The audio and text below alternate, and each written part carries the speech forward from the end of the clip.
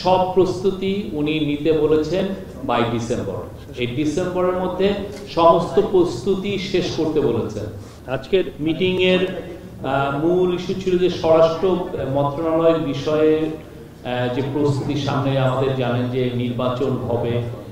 নির্বাচনের আমরা দুইটা সম্ভাব্য টাইম জানিয়েছি। একটা হচ্ছে যে স্যার জাতির উদ্দেশ্যে ভোটে জানিয়েছিলেন যে এপ্রিলের প্রথমার্ধে ইলেকশন হবে।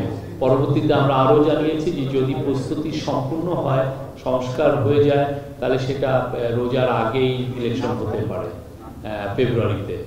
তো এই বিষয়ে নির্বাচনের প্রস্তুতির বিষয়ে আসলে আজকে পুরো প্রায় 2 ঘন্টার মিটিংয়ে রিভিউ করা হয়েছে এবং আজকে অনেকগুলো ইম্পর্টেন্ট নির্দেশনা দিয়েছেন চিফ অ্যাডভাইজার।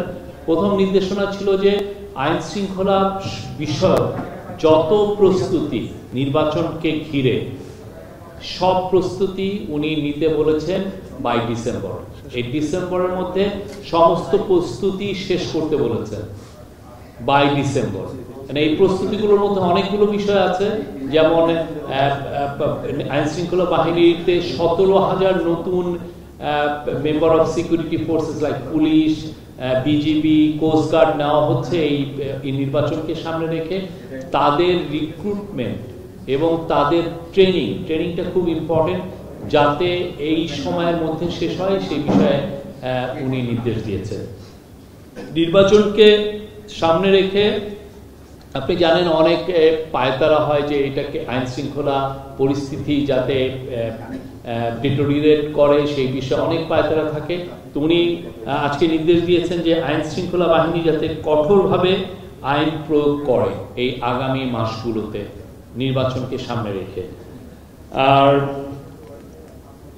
উনি মিটিংয়ে জানানো হয়েছে যে 8 লক্ষর মতো আইন শৃঙ্খলা বাহিনীর মেম্বাররা ইলেকশন ডিউটিতে থাকবেন।